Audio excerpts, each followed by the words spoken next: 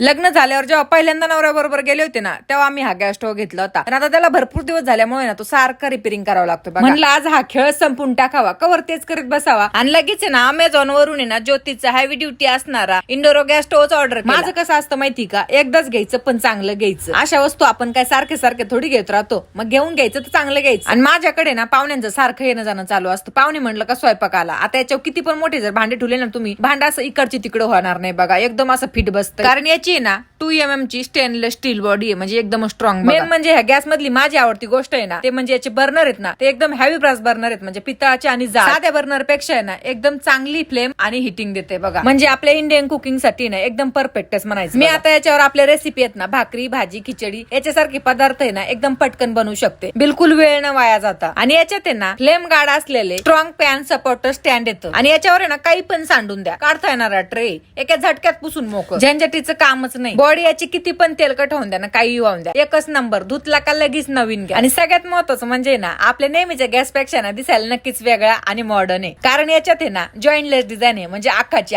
कुठं जॉईंट नाही. तर मी आज आहे ना एवढी खुश आहे ना, तुम्हाला माझ्या बोलण्यावरून कळतच असं. म्हणजे एवढा आनंद झालाय ना मला, खरंच खूप दिवसाची इच्छा होती, म्हणून मी आज ती पूर्ण केली आहे. तर तुम्हाला कसं वाटतंय कमेंट मध्ये सांगा. आणि तुम्ही सुद्धा घ्यायचा विचार करत असाल तर अमेझॉन वर सुद्धा अवेलेबल आहे ना, तर मग कमेंट मध्ये प्रोडक्ट बोला, तुम्हाला याची लिंक मिळून जाईल.